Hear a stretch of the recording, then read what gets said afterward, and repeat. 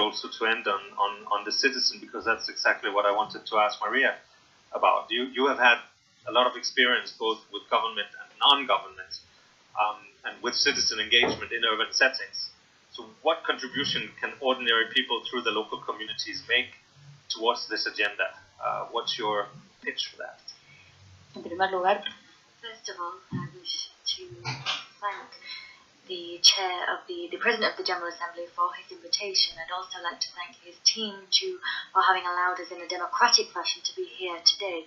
Now, secondly, I'd like to say that we often talk about partners, we talk about stakeholders, but I'd say that not all parties or stakeholders invited to this discussion stand on an equal footing.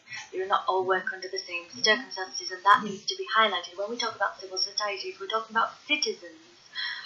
We are the humans who are victims of cities and protagonists of the transformative processes afoot. We have been and are the protagonists, the pioneers of these struggles for the development of international treaties on human rights. We have been and are the protagonists at all people's summits, and we have had indeed an impact on ensuring that we could arrive at the point where we had these SDG goals, the habitat conclusion. We've contributed to all that, but all as citizens we don't stand on an equal footing, because mayors, for example, states at a local level, national level, are our representatives, and those representatives are there to speak on our behalf. If we have to sometimes invite the civil society to be here in person, well, that's because representative democracies are not actually doing what they're there to do. They're not fulfilling their commitments, and that means you have to have mechanisms of direct participation, and you have to transform old institutions into new ones which really meet needs as present on the ground.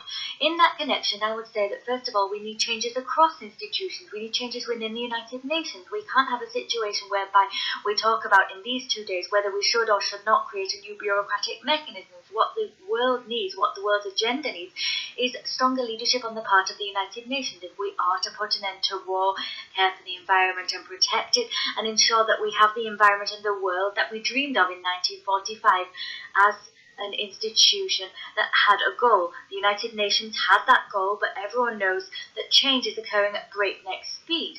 At state level, there are needs being spoken about on the part of local governments. Local governments are protagonists because national governments have lost their way a little bit in a world where there is unequal economic developments, where we have a world where current countries don't often have tools or the resources that they need to halt market forces and their progression.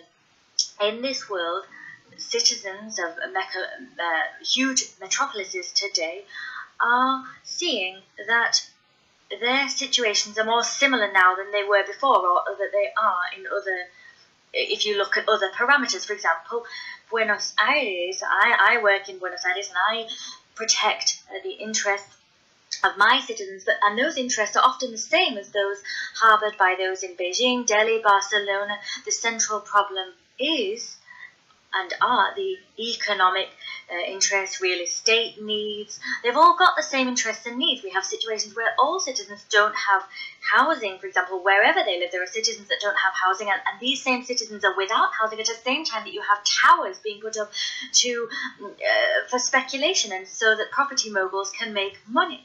So you have these unequal situations across all cities. So we all together need to think about the wealth of needs shared by young people, people with disabilities, children, women, migrants.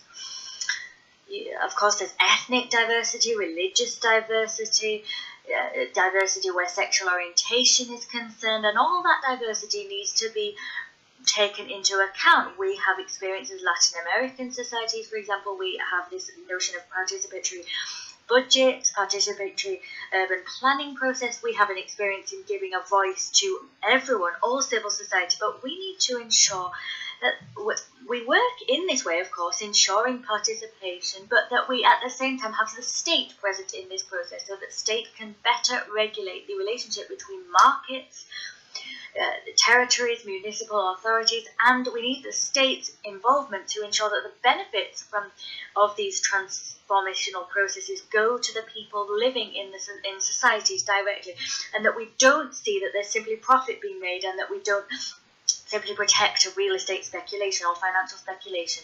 Thank you. Benefits also have to